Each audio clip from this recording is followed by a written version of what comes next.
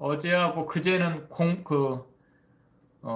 교육에 대해서 교육 어떤 방향과 지금 현 이루어지고 있는 교육의 문제점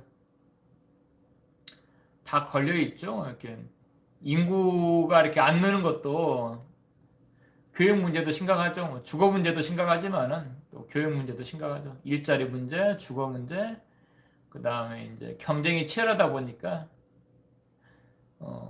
그 한국의 좀 이렇게 문제점이 자기와의 어떤 공부라는 게 자기가 못하던 걸 더 잘하게 되고 자기의 어떤 내면도 밝히고 또 이렇게 어떤 좋아하는 과목으로 가서 필수 과목, 교양 과목 또 이렇게 자기가 선택 과목 이렇게 가서 좀 능하지 못한 걸 더 능하게 해주고 뭐 이런 게 공부가 돼야 되는데 자기와의 싸움이어야 되는데 자기와의 싸움에서 좀 더 나아지고 좀 더 나아지고 이런 걸 좀 평가해주는 그런 좀 어떤 시절이 왔으면 좋겠습니다만은 너무 경쟁으로 내모는 게 있고 또 그게 또 싫다고 해서 경쟁이 아예 없을 수는 없어요. 네, 그것만이 또 전부가 아니고 내가 못하던 걸 잘하게 됐나, 능하게 됐나 이런 것도 좀 봐주셔야 되고 여러 가지 면이 있는데 안타까운 게 많습니다. 그래서 뭐 몇 마디 말씀드렸는데 참고하시고 또 바라보세요. 공부자 입장에서 말씀드렸고 인성교육 문제, 인성이 문제다 하지만은 인성을 가르칠 수 없는 뭔지 아무도 모르는 인성이 뭔지 모르는 어려운 철학적인 얘기입니다. 인성이라는 것은 그잖아요. 동양에서 그 유학자들이나 얘기하는 거죠. 조선시대 같으면은 있잖아요. 뭐 주자나 아니 그 태계, 율곡, 뭐 남명 이런 분들이나 하는 얘기죠. 그건 철학을 깊이 연구해야 됩니다. 근데 연구도 없이 그냥 어떤 나는 진보, 나는 보수 뭐 이렇게 해가지고 진보 이념 뭐 막스 얘기도 다 보지도 않아요. 솔직히 말해서 잘 아십니까? 막스 얘기 뭐 유물론 뭐 이렇게 완전히 저희들하고 완전 배치되죠. 유물론 철학하고는 네, 정신은 그냥 예, 정신은 뭐 두뇌의 산물 그런 작용의 산물 뭐 이렇게 이 정도 보는 어떤 그런 철학에서 그걸 또 뭐 그 철학이라고 참 뭐 자본론 이런 거 보지도 않았을 겁니다. 네. 또 뭐 보수라고 뭐 그냥 꼰대 마인드로나 흐르고 나 때는 뭐 이렇게 뭐 이런 걸로 흘러서 갑질이 안 하면 다행이죠. 에헴 하고 있죠 뭐. 옛날 그걸 또 공부자들은 공부라도 했지 이 양반들은 공부도 안 돼 있는데 에헴 하고 이렇게 그냥 세상 변화에 서툴고 이렇게 변해가는데 그러니까 대접을 못 받는 거예요 세상에서. 인성 뭔지 아나요? 인성 교육을 하겠다는데 얘들 놀게 해줄까? 편하게 해줄까? 막 경쟁 싫으니까 시험도 보지 말게 뭐 몇 학년까지는. 근데 사회 나가면은 바로 경쟁이죠. 뭐 지나치게 하지 말자는 거죠. 일종의 테스트는 해야 돼요. 테스트는 계속. 그 테스트를 어떻게 할 것인가? 남하고 붙일 것인가? 아니면은 자기와의 싸움에서 안 되던 게 되게 하고 모르던 걸 알게 하고 이걸 테스트할 거냐? 오늘 너 좀 나아졌네. 이 부분 알았어. 그러니까 당연히 교사가 한 교사당 딸린 학생 수가 많지 않은 게 좋죠. 예전에 4, 50대는 무조건 경쟁 붙이고 못하면 때리고 50명 어떻게 한 교사가 다 통제해요. 뭐 봐주고 하는 것도 불가능하죠. 근데 그래서 많이 줄였잖아요. 한 반에 20명, 10명, 열 대여 명 아니면 20명 거기다 보조교사까지. 근데 왜 안 될까요? 인성이 뭔지 모르면 인성을 어떻게 가르쳐요? 인성이 뭔지 모르는데. 뭐 지각하면 노래 한 자리 부르게 하고 이렇게 좋은 말로 타이르면은 사람이 에고라는 걸 엄청 무시하는 거죠. 에고는 얼마나 무서운데 어린아이들 어른들 세계 좀 알고 그 마음 쓰는 거 봐보십시오. 에고의 세계는 무서워요. 그 에고를 어떻게 통제할 것인가 실제로 때리고 뭐라 하고 하지 마라 하고 이게 통제될 것인가 양심을 더 끌어내 가지고 양심을 더 우위에 두면은 그게 통제가 될 것인가 예전 분들은 에고 바로 에고도 어느 정도는 다스려야겠지만은 그럼 양심 개발 안 되면 에고는 아예 뭐 통제가 안 되게요. 그것도 아니지만은 근원적으로는 양심 그게 인성이죠. 인간의 본성을 이미 뭐야 그 동북아에서는 이미 우리 서경 공자님 이전에 공자님도 2500년 전인데 거의 한 5000년 전 4, 5천 년 전 거기에 이미 인심 도심이 나옵니다. 예. 인심은 위태롭고 이미 알아요. 도심은 미약하니 예. 윤직골증 예. 그 가운데 도심으로 그 인심을 경영하게 중을 잡아라. 동양은 다 돼 있습니다. 완전 원리가 훨씬 더 자명하게 이데아론 가서 이데아 뭐 이렇게 우애, 용기, 절제, 정의 뭐 이렇게 뭐 지혜 이렇게 나오지만은 그거보다 더 정밀해요. 욕심에 대한 설명도 더 정밀하고요. 다 이미 논문이 다 나와 있어요, 사실은. 그걸 꼰대 학문으로 볼 것이냐, 진짜 요새 애들이 말하는 뭐 십선비, 유교 탈레반, 유교 때문에 나라 망쳤다, 뭐 그렇게 볼 것이냐 하는 거죠. 아니 본성을 연구하겠다는 사람들이 뭐 서양은 정밀하지가 못합니다. 예수님 거 스토리상에서 뽑아내잖아요. 기독교는 진짜 또 더 정밀하지가 못해요.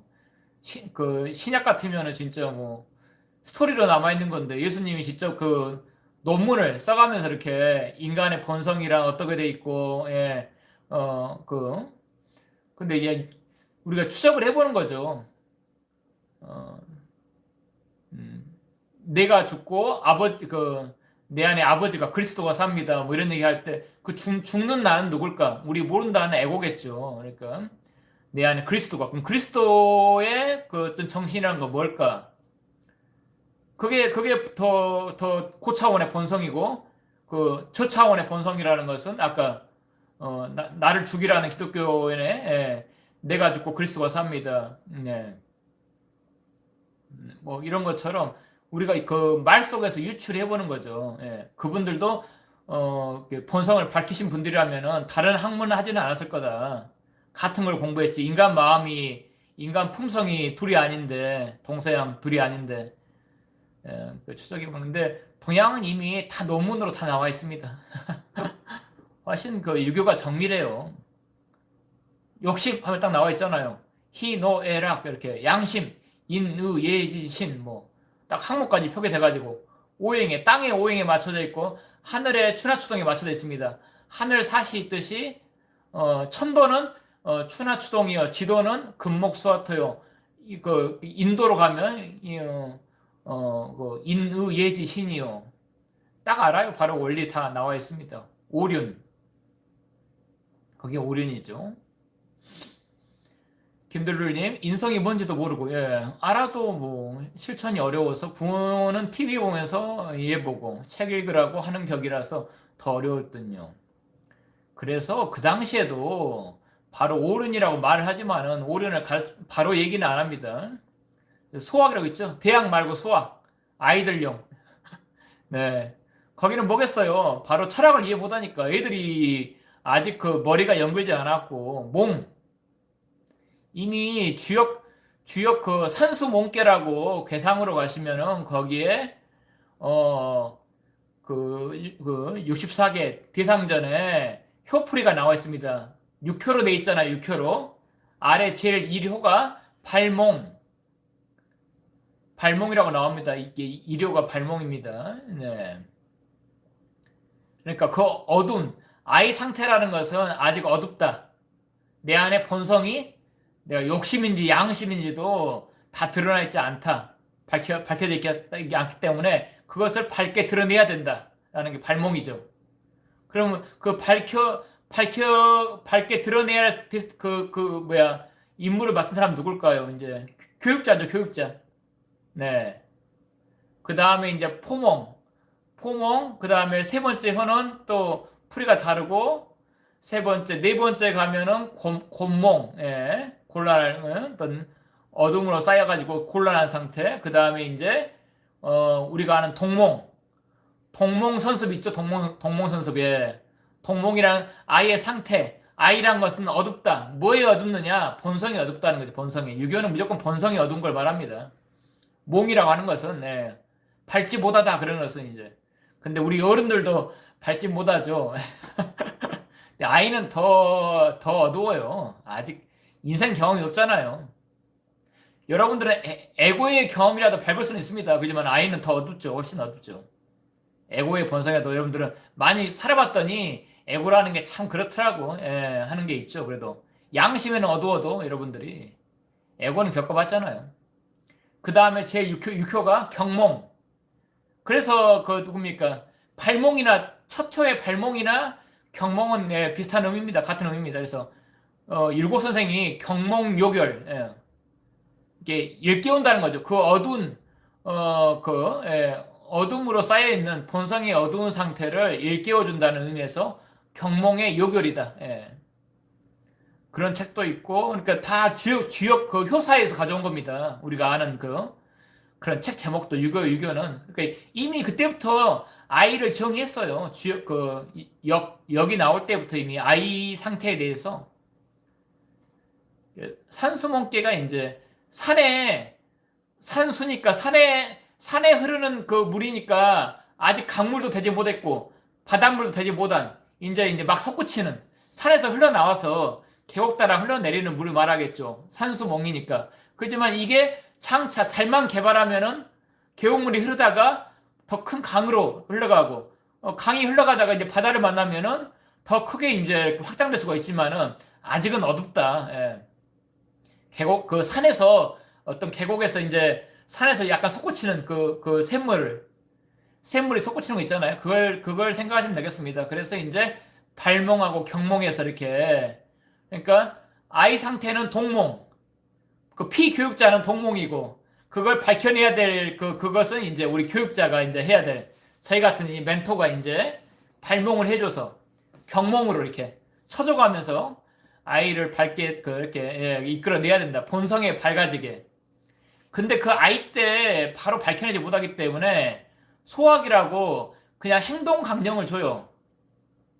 일어나면 마당에 물 뿌리고 먼지 안 나게 물 뿌리고 쓸고 그 다음에 어른들 문안하고 밤사이 어떻게 잘 주무셨는지 어른보다 먼저 일어나서 그런 걸 막 시키다가 이제 한 15세가 되면은 머리가 좀 연그렀다. 지금 나이하고 다릅니다. 15세면은 한 60, 지금이 100세 인생이라면 그 당시 한 60이면은 많이 산 걸로 치기 때문에 5, 60이면은 되게 많이 산 겁니다. 그래서 지금이 한 20살 이상 돼요. 15세라면은 정신 연령이 그때 이제 대학에 들어가는 거죠. 대학지도 제명명덕 이렇게 들어가는 거죠. 제신민, 제지어지선 이렇게 해가지고 전개하면서 철학적인 원리를 설명해 주는 거죠. 네가 그때 했던 게 무슨 원리로 이렇게 왜 부모한테 나보다 윗사람한테 더 이렇게 섬기고 이렇게 남을 배려하고 이렇게 남을 더 챙기고 어떤 행위를 하면 안 되고 이렇게 그때는 모르고 했지만은 하지 말란 건 안 하고 하란 건 했지만은 지금 와서 어떤 원리가 담겨 있어가지고 이렇게 먼저 이렇게 선행학습을 시킨 거야. 이렇게 해서 인성을 가르쳤는데 지금은 뭡니까? 선행학습이라는 게 아까 동몽선습이라는 게 다 그런 내용들이겠죠. 이렇게 그 윤리 인간의 그 본성을 끌어내는 그런 학문이겠죠. 동몽 그 어두운 아이한테 선행적으로 이렇게 반복적으로 습이니까 익혀야 될 그게 뭐냐라는 게 다 그런 내용들일 텐데 지금 선행학습이라는 것은 온통 가서 안 뒤처지게 영재로 약간 위장하게 먼저 가서 이 초등학교도 입학 안 했는데 막 중학교 수업하고 있고 막 이런 걸 선행학습 이러니까 우리 본성을 밝히는 학문은 들어갈 틈이 없는 거죠. 거기에 그러면 뿌린 씨의 그 과보라는 것은 뭘까요? 뭐가 거둬질까요? 당연히 거둘 게 없겠죠. 윤리적으로는 거둘 게 없겠죠. 데이비드 아이님 가짜 양반의 햄. 그러니까 그냥 보수를 하지만 그냥 꼰대 어르신 같은 느낌이죠. 그러니까 사람들이 잘 안 가려고 하는 거죠. 진보들은 뭐 진보라고 하지만은 구태의연합니다. 나라를 어디로 이끌고 가는지 모르겠고요.